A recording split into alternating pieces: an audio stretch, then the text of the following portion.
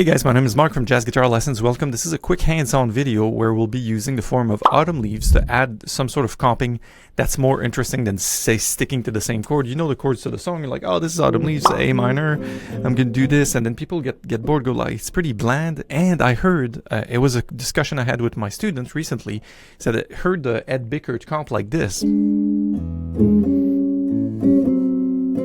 with just tritones. So I want to show you a tip on how to achieve that sort of sound and what's the rationale behind it with some harmonic analysis. So off we go. So one of the things that's for sure done over this song that you can hear in several, you can hear this on several records, is the fact that we can add chords that are what we would call secondary dominant. So namely creating tension going back to the next chord. For instance, if we are here, we're doing the whole cycle, we're landing on E minor, and then we are here for 2 bars.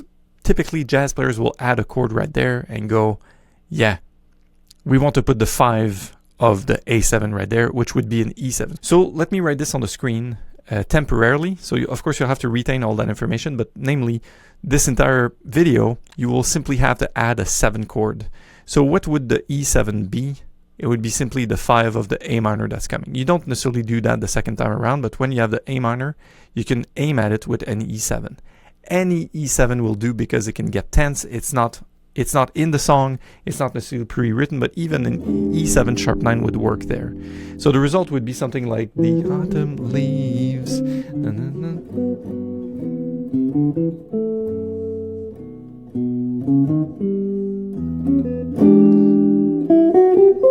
Right, so you hear the E7 sharp 9. This is a really, really good place to add tension, and even if you want to be very minimalistic in your comping with just a 3rd and 7, you play like this. So that's implicitly an E7, you just play these 2 notes, the F sharp and the D, and you're golden. Now, this process can continue whenever we have a chord that's resolving up a 4th. I repeat that, whenever we have a chord that's resolving up a 4th, we can do it. Where do chords resolve up a 4th in autumn leaves? Quiz. Start the Jeopardy song. Right here, here, and here, and here, and okay, the whole song. All right, guys. So the whole song is,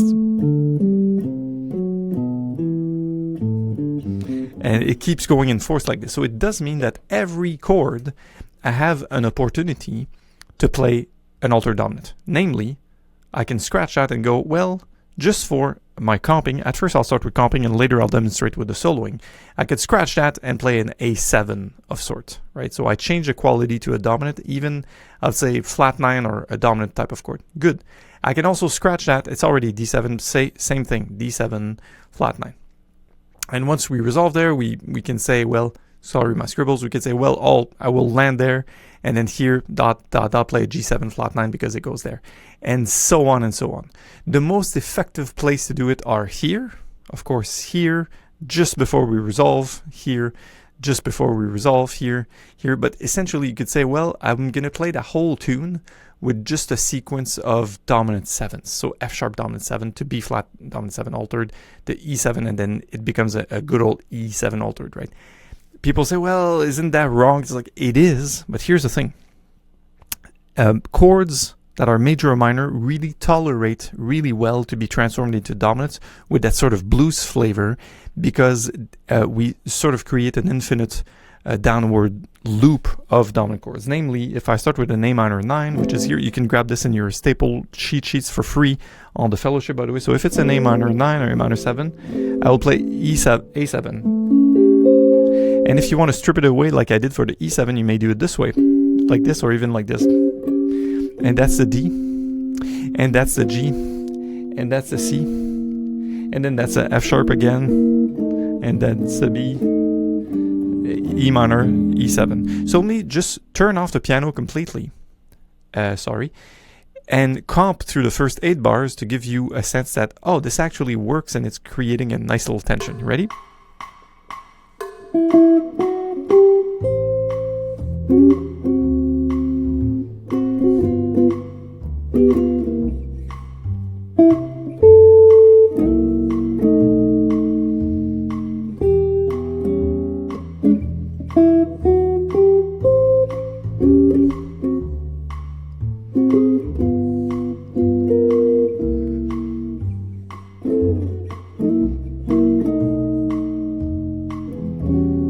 and then onto the B section. Right, I forgot to change my drum now. My drummer is still just a click 2 and 4, so I'm going to go full drums.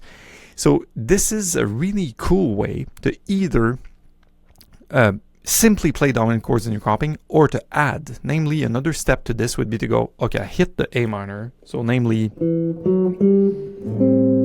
and then I make it into an altered dominant. Sorry, I go,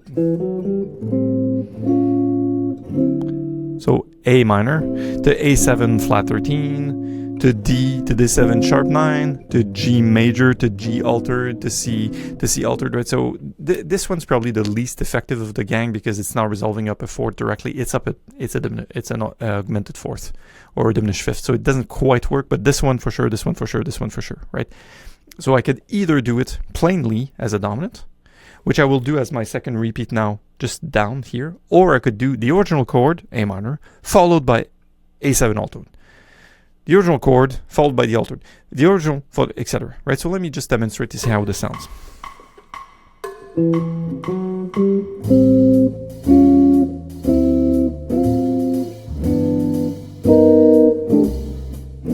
Original.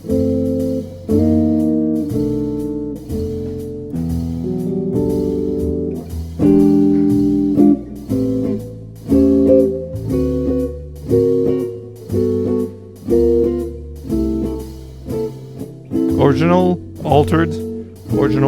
altered, right?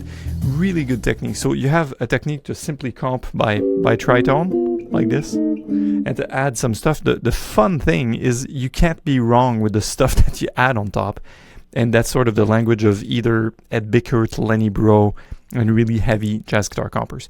So that's a tip. So whenever you have a chord that is going up a fourth, namely, that's a whole sequence of chords for this whole song. So you may do a F altered here, B altered here, E altered here. Let me start at the B section to demonstrate how powerful this is again. So,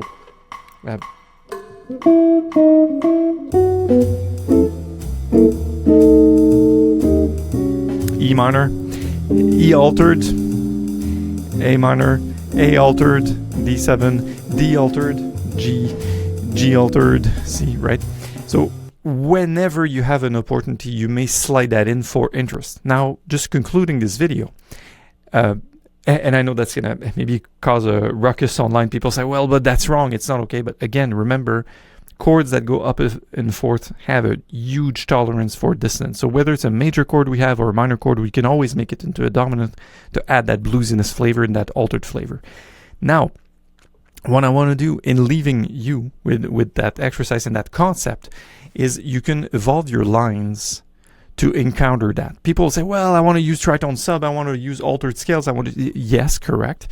And imagine if while I'm soloing, I want to step on the gas. I'm tired of hearing that good old A minor sound for here.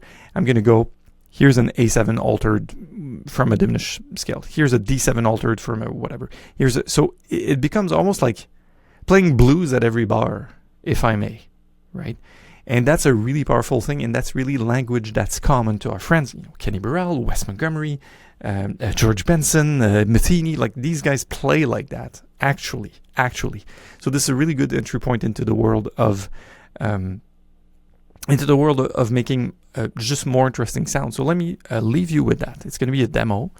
The first chorus, I'm going to try to comp with the original chord intent, and probably by the end of the bar, first chorus, go for the altered chord.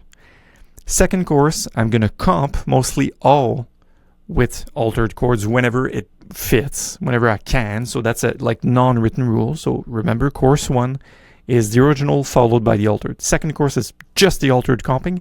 And in my third chorus, I will attempt, and that's live, like no second take, I'm just going to attempt to solo using some of these ideas, meaning that I may weave in a line of A minor into A altered, right? Knowing that it's got to fit within the bar, so I can't linger on the A altered, but I will make a concerted effort to use an alteration or flat 9 or flat 13 or whatever fits to move towards the next chord. Sorry, there's something in the bathtub next door that just fell over. It's a kid's story, if you guys must know. 4-year-old son has some toys in the bath. So let's go for the demo. Off we go.